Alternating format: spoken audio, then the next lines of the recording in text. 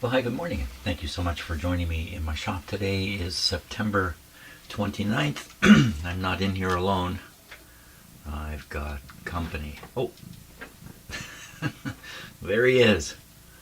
Bert the cat. He's decided that's a good spot for him. So today what I intend on doing primarily is changing out this capacitor, but that probably won't take very long. I'll probably do a little more, change out a few more capacitors. This radio is jammed in pretty tight, and this big yellow capacitor is part of the jamming. So why don't we see if we can pull it out of here, because usually what happens is if somebody installs the yellow capacitor, they've soldered the wires in, and then they shove in the capacitor afterwards. So we should be able to pull it out on the wires. This guy is right in the way here. The power cord. And it's not going anywhere. And it's got this going right around the power cord. So I also like to nip off the existing wires and leave the wires in the radio and make use of them. So we're going to cut these kind of short here.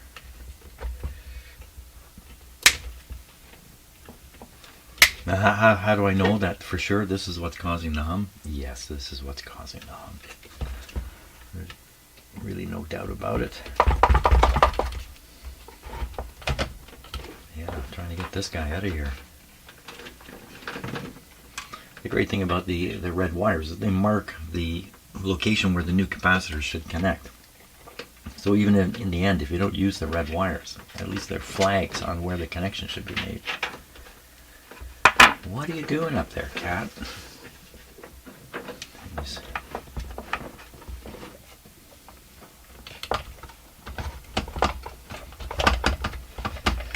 He didn't answer me.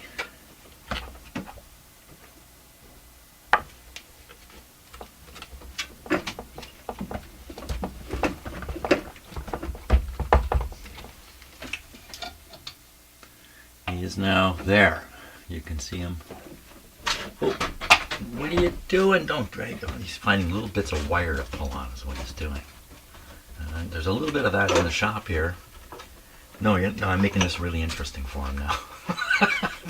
Oh, there's something really fantastic up there. Come on out. Come on.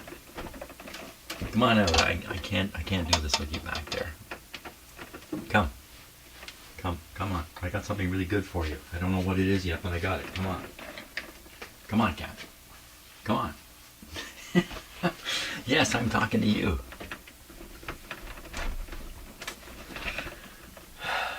Oh, don't go behind the screen. Come on. He's just shoving his... There's only a little tiny space back there. Yeah, come on out. There's all kinds of interesting things here for you to get in trouble with. Oh my God.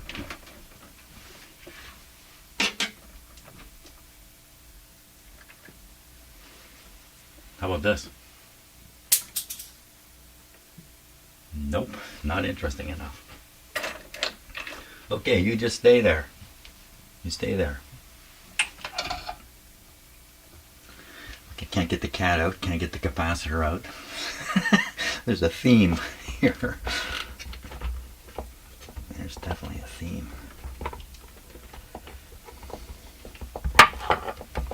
How do you get it in here? You didn't have these black wires there at the time.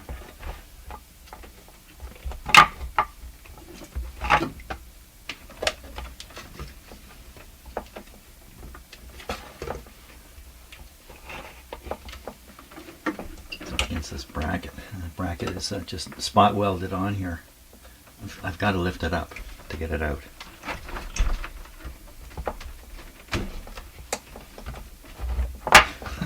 This usually these things are literally falling out of the radio sound.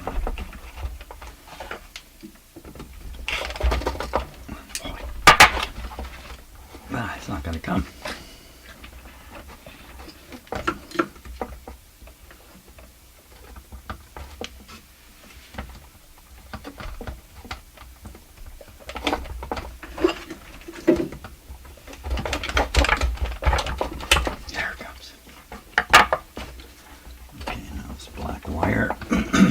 And you just shove all the excess wire back into the radio.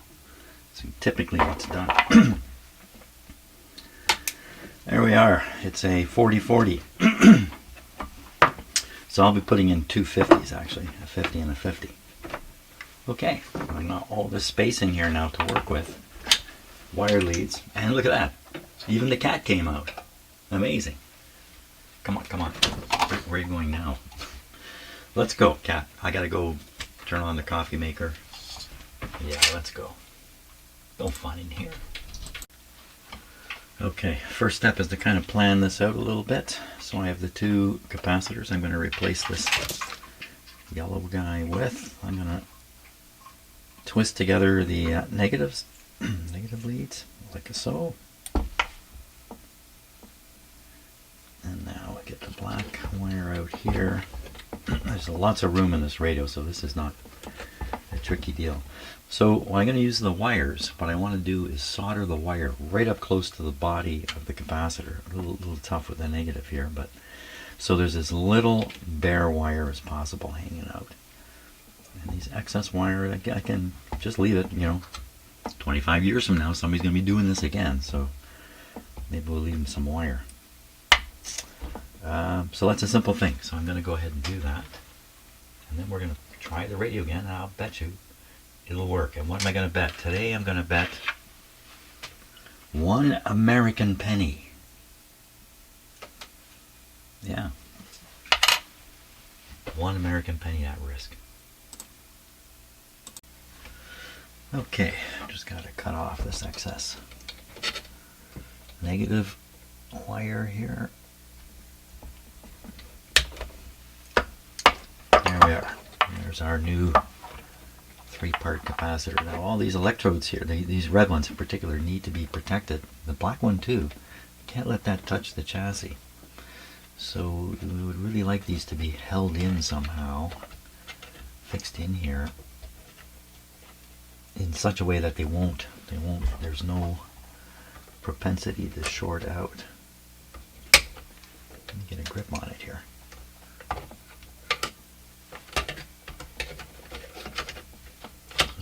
Do a twist tie around this bracket.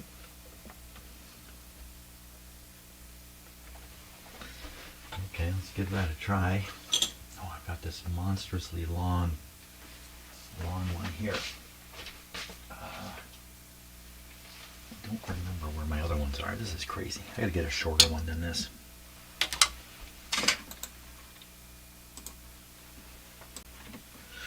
Okay, I've got those strapped in here pretty tight. I don't think I can make it any tighter.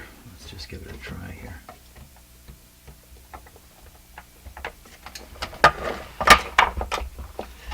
Yeah. This is still inside the chassis. Good. Okay. Well, it's time to try the radio again. Often I've found just doing this one change can bring a radio back to life. Now, it may not be working well, this little radio in a world that's really not kind to these little radios anymore. And what I'm referring to is the amount of noise in the AM radio band from all of our modern computer stuff. I guess I retained the penny. I don't know yet. Have I actually played it? So we play this radio. Something else may bite the dirt, bite the dust, I guess is the right phrase. The last radio I did was a great big 30 vacuum tube Hammerland radio. You may have watched those videos. You might be wondering what's happened to that radio. So that radio went into my listening post and operating well. It took me a little while to get the antenna arrangement figured out and all that. I got it all figured out yesterday evening. I started listening to it, and I was hunting around the AM broadcast band, and I'm really impressed with this radio when suddenly the volume just disappeared and the radio went stone silent. So something happened to it. I don't know what. I'm guessing it's one of two things. Either a tube has failed or the B+ fuse popped in it. So I haven't looked into that yet, but for a while there, wow, what a great radio. Holy smokes, Hammerland SP600 with ceramic capacitors in it. Now, what about this big tear? We'll worry about that a little later. What about all these old capacitors? Let's worry about those later. Let's practice here a little bit. Okay, so the on-off switch doesn't feel quite right. So we'll turn it off and give it a run here. Now again, I'm going to be powering it up through the dim bulbs, which are these guys back here. Just this bulb. Switch is off, so nothing should happen. Nothing has happened. That's a good thing. I'm going to have to take an hour and clean up my shop here, because what a mess it's turned into. Too much work, not enough cleaning up. 107 volts available. Radio. Okay, so I'm going to throw the switch. When I do, the dim bulb will come on here, and we're going to watch it very carefully. Here we go. Okay, so it went up and came down fairly quickly. Those are the heaters heating up, drawing less power. Now the rectifier tube should be getting ready to do. I can see it's glowing here, and so that should cause a raise. Turn the volume up, Jim.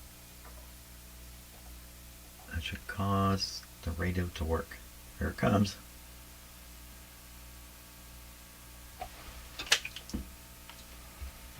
We're at 87 volts, which is on the cusp of what these things need to operate.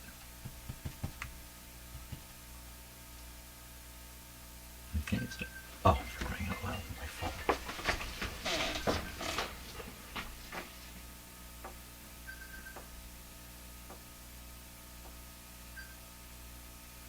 Hello? Yes. Not bad. I'm okay right now. Some questions. I watched a lot of your videos on the weekend, mister. You did, eh? You're quite a character, I'll tell you. Okay. Well, I laughed along with you. That's great. I have a Westinghouse 981X, and that's exactly what you were working on. Yeah, I know the one. They're a bugger by the looks of it. No. Or I suppose any of them can be. Pardon me? It was kind of a difficult job. That radio? So the 981, I think I've done two of them. One of them, the lights were out of order on the dial. If I'm remembering. Yeah, but you had a lot of problems. I watched every one of your. It took you from the end of July, September, and the first part of August to do it. Wow. Yeah. It was about 4 or 5 years ago, I think it said. Could be. Yeah. That's quite a while ago. You're still repairing, I guess. Oh my God! I was on the phone for 15 minutes and totally forgot about this and just left it running in here. I turned it on and ran out of my shop. Not a good move, Jim. Well, okay, so obviously it didn't burn down while I was away, but we're not hearing. So this is having no effect. The volume. And the tuning, of course. That's pretty rough to turn. Okay, she's a dead radio. But we got rid of the hum anyway in it. Probably the next smart thing to do would be to test these vacuum tubes and just see that they are working the way they should. And then that'll probably be the end of my day today. Very good. Okay. Well, I gotta let them cool off now for a bit. Oh, more coffee. Fantastic. Okay, let's pick a tube here. That's right, Bert. Bert, that's my cat. So we'll start with the tubes that are most likely to be in trouble because they work hard in these radios, and that would be the rectifier tube, which I'm doubtful there's a problem with this tube. But let's test it anyway. 35Z5, exactly what it should be. Oh my God, look at this crazy camera. Yeah, I will gain control over the zooming of this camera at some point. just not right now. So 35Z5 here in the darkness. It looks okay on the camera, but it's really dark here. So 35Z5. What are you meowing about, Bert?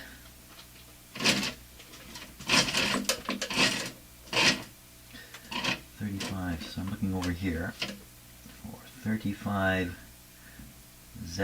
There it is. 35Z5. 35Z5. Okay. And the settings are 35 volts. What are you calling about? It's a rectifier, so we don't need to set the signal level or the bias. It's ignored. And the numbers are 07003. 07003. 07003 and 0610. 0610. Okay. 23 up here. And you're very impatient, cat. E for the plate voltage setting. There we go. Oh, one more thing. Is this a P1, P2 deal? 35. No, it's not. I guess that means this is a single plate rectifier. Okay, flip this on. There you go. Whoa, yeah, 35. Usually, just before I plug in a tube, I take a look at the voltage setting there. It's usually 6.3, of course. And 35. Whoa! I thought I was going to blow the tube, but that's the proper voltage. 35, 50, and then 3 at 12.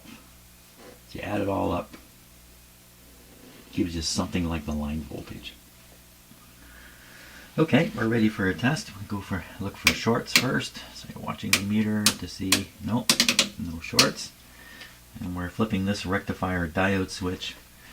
For a rectifier to be okay, it must go above my finger here. And she's way above. So yeah, no surprise there. I'm pretty sure if this tube was dead, the radio would have done absolutely nothing. It wouldn't have hummed or anything, I think. Okay, so the next most likely tube to be in trouble is the output tube. That would be this one here. Well, this is it says Addison, so this might be the original. The other one we just tested also said Addison. 50L6. Oh, my camera just. So I cannot keep my eye on the on my monitor to see what the camera's doing. So you're probably seeing a lot of weird things going on with this camera, which I will gain control over at some point. Okay, flashlight. Maybe I can just do this for now. That might help. 50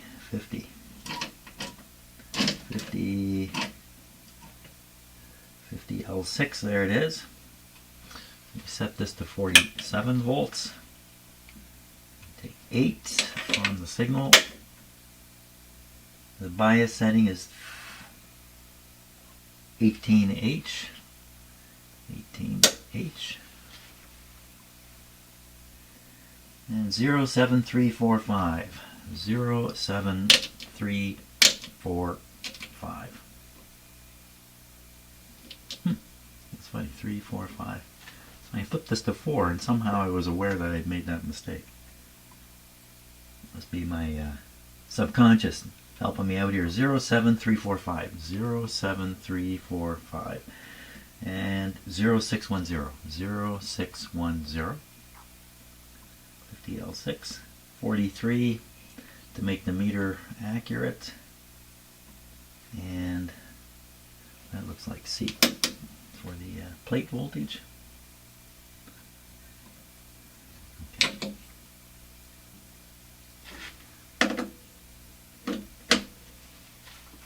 So this is an amplifier tube, so this tube tester will measure its transconductance, mutual conductance, GM, whatever you want to call it, as opposed to the last tube was just a rectifier, so it's just like an emissions tester at that point, because that's all you can really do with a rectifier. But a better tube tester can test the tube's transconductance, which is an important factor for an amplifier tube. Here we go. Any shorts? Show me no shorts. No. Okay. This time we're pushing the GM test button, and I can't see the 1030. So the reject point is 1030. So if it doesn't get above my finger, I get to sell the new tube. Here we go. No, what's just above? That's fine. Even if it was a little bit below, you know. Like a lot of radio repair shops were in the tube selling business, so every opportunity to sell a tube was welcome. So, well, Bob, there's still some life left in that tube, but you know, it might only last, who knows, maybe only a couple of months. How about we put a new one in now, you won't have to worry about it. Tube sold. Yeah, well, I'm putting that one back in. Of course, you know, like this radio is not going to, most certainly won't be played every day, all day. Come on, camera. Will you stop that, please? 12 SQ7 is what we got. And let me just check to make sure that's in the right spot here, because it wasn't before. So looking on here. 12 SQ7 should come out of this corner, and that's the one here. Okay, just to be sure. Around and down we go. 12 SQ7. I'll stop the video and get this set up here. Okay, let's double check this. This is a 12 SQ7. 12 SQ7. This is it. Do two tests on this tube. So 13 is the voltage. Yep. Signal level 1. 18L. That's correct. Ooh, this is just a little low, but it won't matter. 25100. 25100. And 3760. 3760. Okay. 37. And then F. Okay, we're in business. Yeah, it's surprising when I look up at the monitor and I see how well lit this appears on the TV camera, but when I look with my eyes, this is almost too dark to operate at all. So we're on the proper voltage here. In you go. Now in this radio, some of the tubes are metal tubes like this. I have a metal can over them, and others are just the glass tube, and that's probably a sign of tube replacements taking place. I don't know though. I'm just trying to talk while the tube warms up. Okay, here we go. Any shorts in this guy? No. If there was a short, the meter would come up. Okay, and this one is also an amplifier tube, and it's we're testing the amplifier. 760 is the number, so 760 is about there, because that's 1,000 and that's 500, so right in the middle here. Here we go. Okay, well, it's above. Okay, now next test. Next test. So this tube, I'm going to pull it out while I reset. This tube has two completely independent functions. One is an amplifier we just tested, and the other one is two diodes. I believe there's two in here. Yes, definitely. So 13. So 2013P. 2013P. Is that right? 2013P. 2013P. Okay. 0760. 0760. Okay. 48 and A. 48 and A.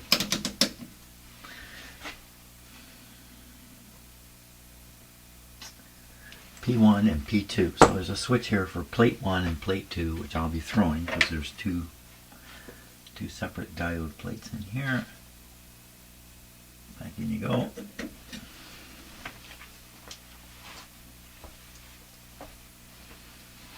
The radios are like there's two diodes in here, but the radio only needs one diode to do its detecting. So the engineers do different things with the two diodes. In some cases, they just short one out. It's done.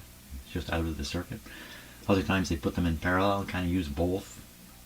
Sometimes they use one for the audio and one for the automatic volume control or AVC voltage development. Okay, just again, passing time while it warms up. Checking shorts, no shorts. Okay, so this time we're pushing the diode button, and this time it's got to come above where my finger is to be okay. Here we go. Then it's in the okay range. And then we press P2 and we repeat the test. So this tube passes. Okay, that's great. He passes. Okay, that's 3 of the 5 done now. There's just 2 more to do. Maybe we'll switch now to the very first tube in the radio. 12SA7, if I remember right. 12SA7. Silver tone. Silver tone. Yeah, it's kind of a silver look to it too. Silver tone. Okay, so I'm going to stop for. I'll get this set up and we will continue. Okay, this will be tube number 4. 12SA7. We'll double check here. 12SA7. 6.3 signal level 2. Bias is 9L. The numbers are 27345, 27345, 1651, 650. 45 on the meter adjust, C for the plate voltage, and 1100 whole tube getting tested. Here we go, 6.3. Oh, 6.3. I picked a 6SA7, did I? Is that what I've done? Yeah. Well, now I could just set this to 12 and carry on, but some tubes you can't do that with occasionally. So I'm going to try to get the 12. Oh my gosh. Okay, didn't figure out this happening. I'm not going to get there.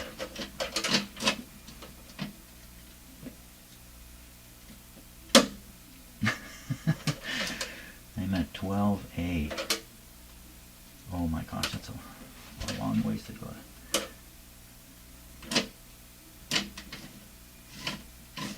Hey, you dummy, what are you doing? It's going the wrong way. 12SA7. There it is. So let's see, signal level 2, I bet it's all the same setting. Signal level 2, 9L, 27345 and 1650, yeah, it's all the same. 45 and C, all the same except for it's 30 voltage. So in this tube, yeah, they're the same. The tubes that aren't the same is sometimes the 12 volt heater has a center tap, and it can be energized at 6 volts from either end towards the center tap. So you can use a 12 volt, you can find a 12 volt tube and a 6 volt radio. That can happen with certain tubes. 13.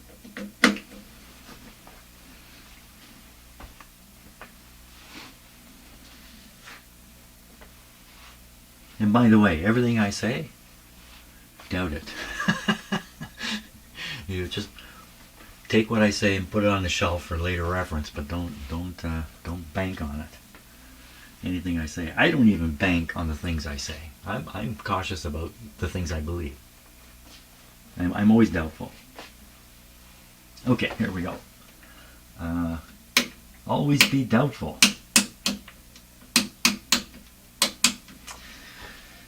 Here we go. Oh, what's it supposed to be? 12 SA7, 1100. So 1100 would be down here, and the meter's up here. So she's good. Well, there's only one more tube left. But put this one back in. Just getting the other one out.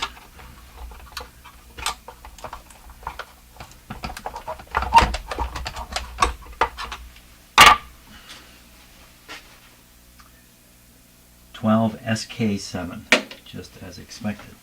12 SK7. It's right here in the dark.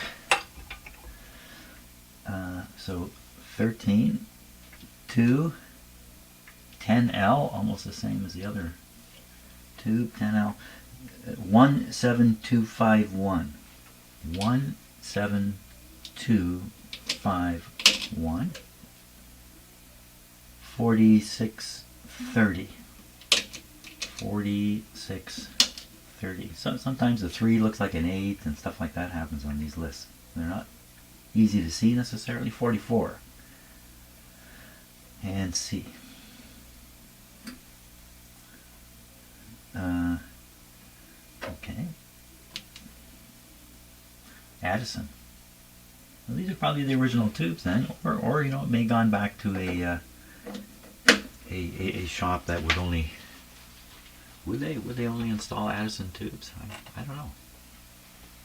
And of course, the tubes probably weren't made by the Addison company. They were made by another company and then labeled Addison. They were made for the Addison company. Probably is what's going on.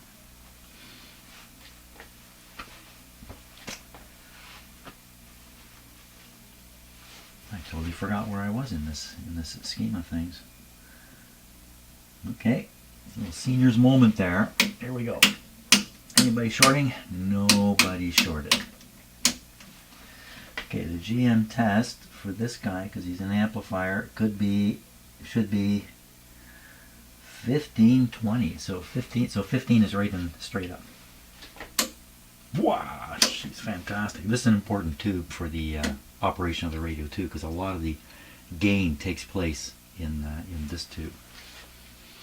Well, we've tested all the tubes. None of them can explain any problem that might be happening in this radio.